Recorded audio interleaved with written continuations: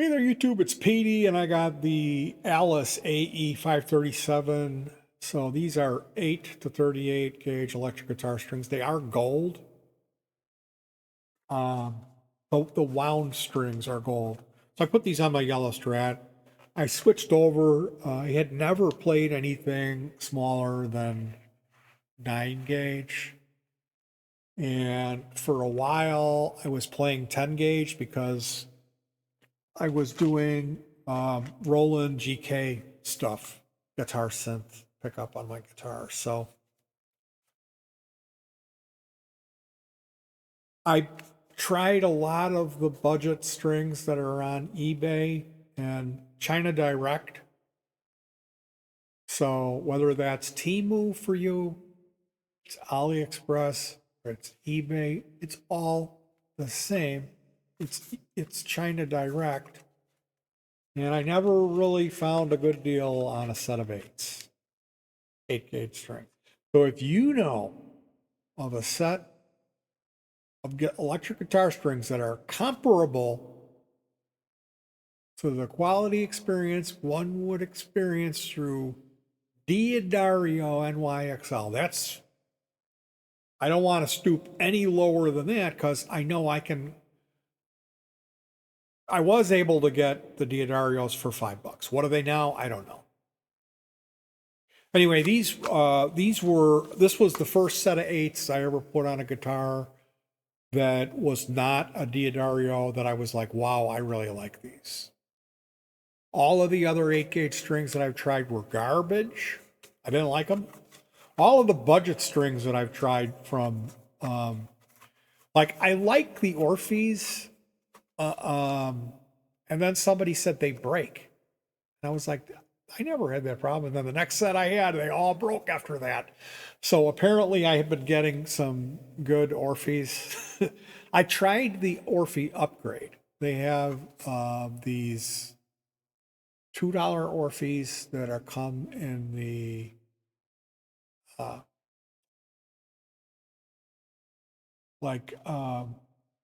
there's a type of crayon color.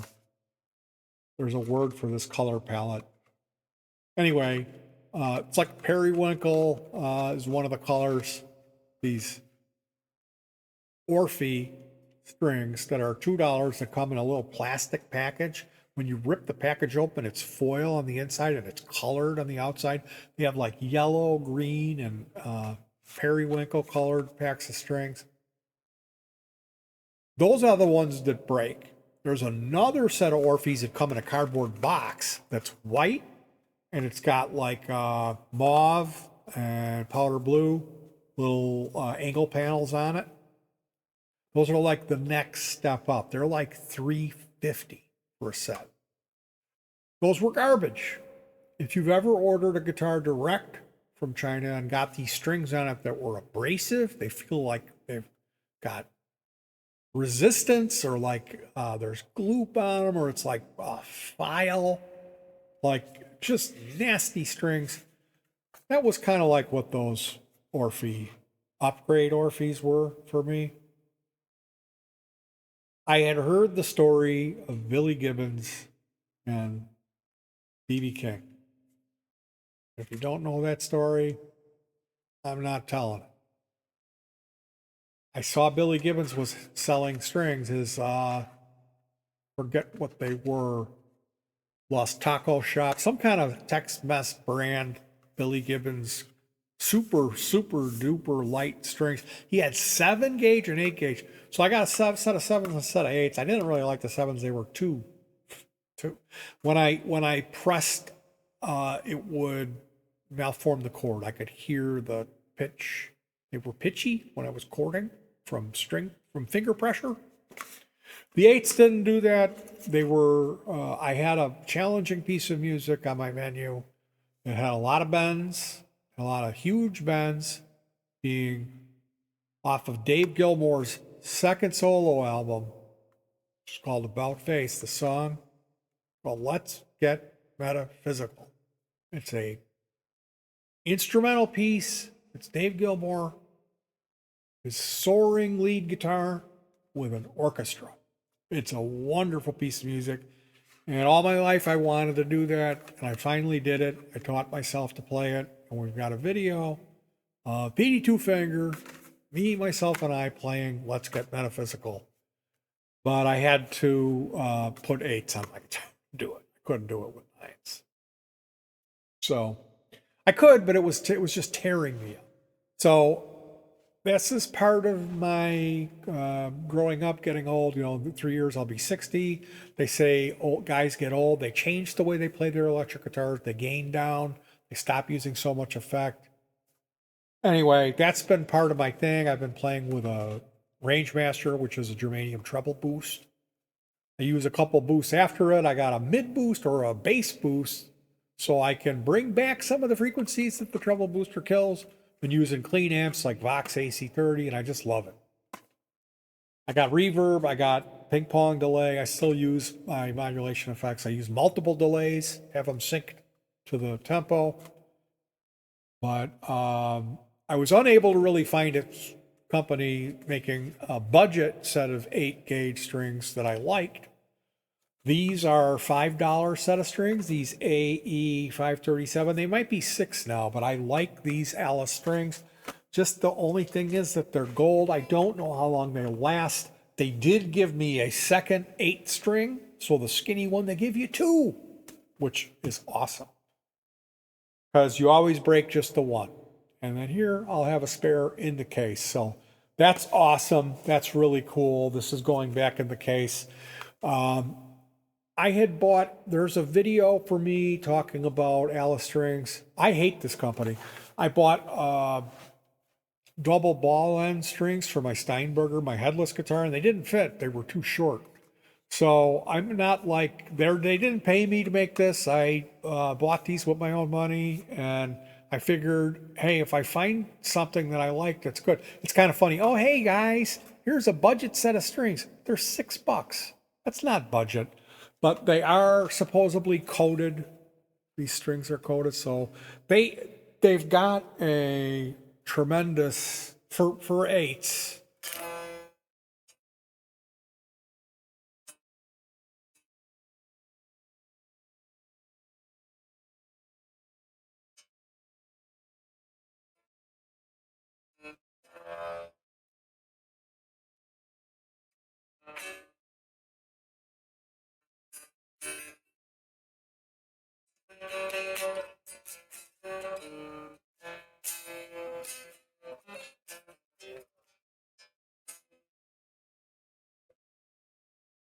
And they're gold, which is crazy. So I had I rebuilt another Strat. I did this one, and I really liked what I had done. I did another one. The other one had 3 single coils. I replaced the single coil on the bridge with a mini humbucker. And that's not a hot rail. It's a humbucker sized, single coil size humbucker. So it's got studs.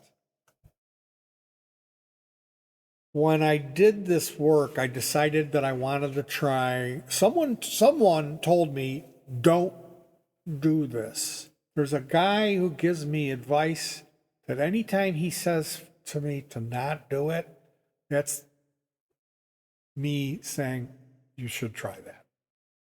So he was like, don't put this value capacitor in there, that'll be too bright. And I put it in, and it's giving me a coctois. I'm getting a coctois effect when I use distortion on my bridge pickup. You turn the tone down, and it's like, oh, it's got this honky sound. So, like, I'm putting that in all my guitars.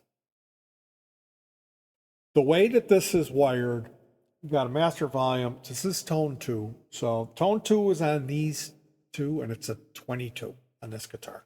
The other guitar, I got a 47. That's way too much. A .047 capacitor on a Strat is just way too much. It's good when you do the woman tone, but even then it's too much. It's cutting into the mids too much. So yeah, 33 or better yet, a 22 in here, and you wire that to these 2.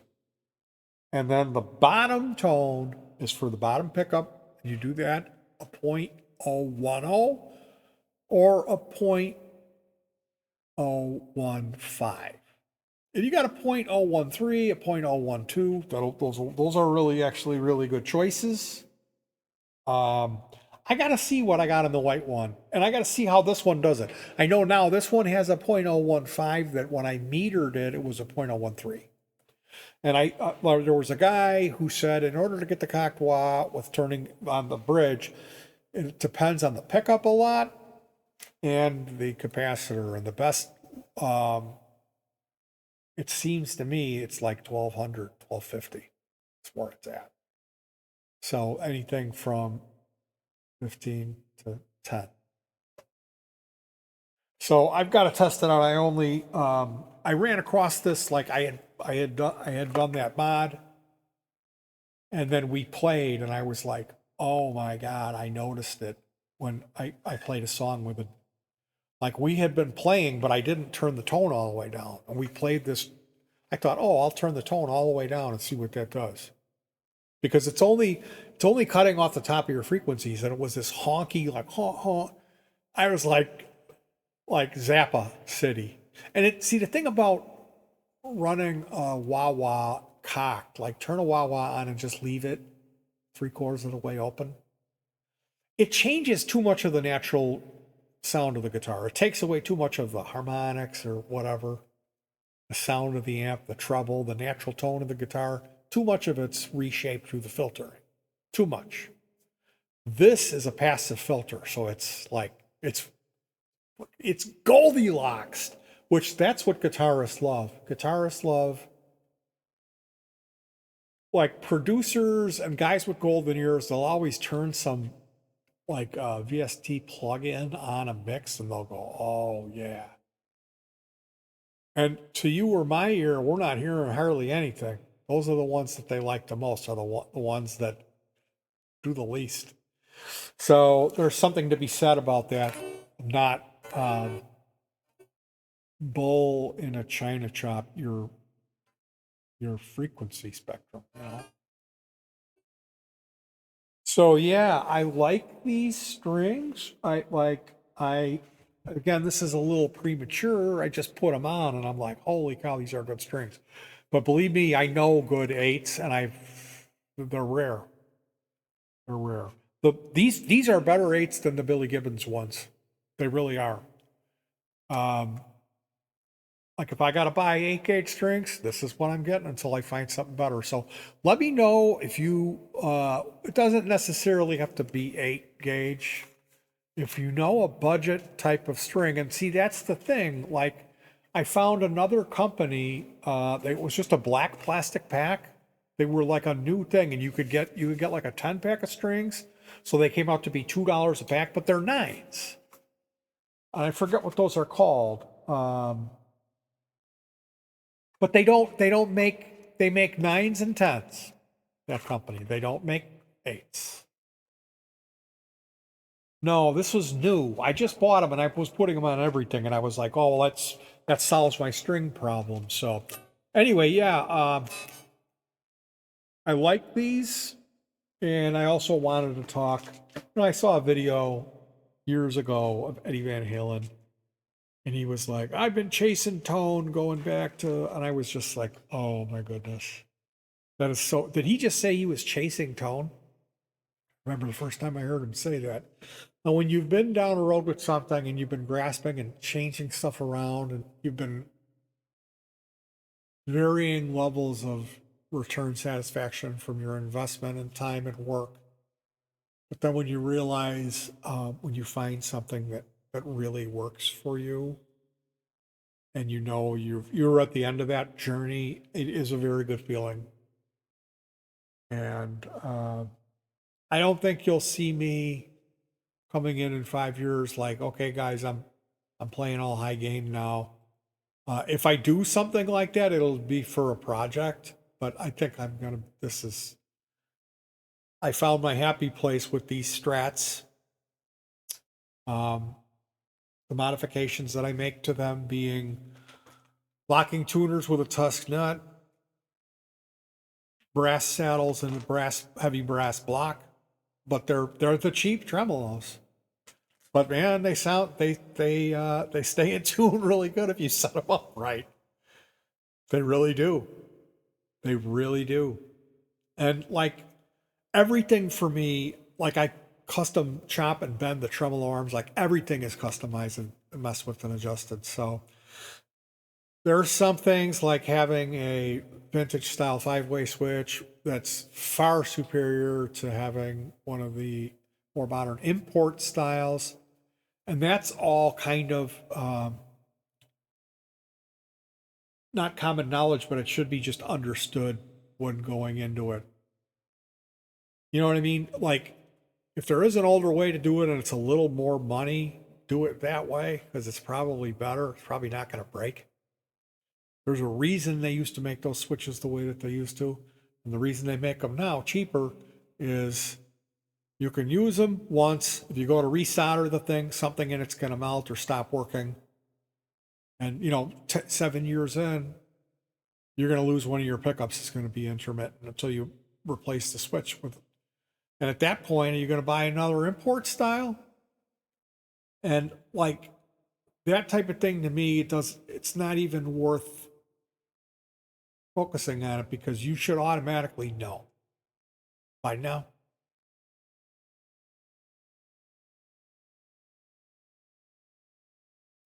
It kind of sucks that it's like that, but it is. Anyway, you guys have fun, enjoy what you're doing. Um, and it's always good to shake it up. It's always good to try something different, I think. Meaning, shut the distortion off. Switch your distortion out for a couple of multi-tap delays. See what happens. Hug your pets and peace.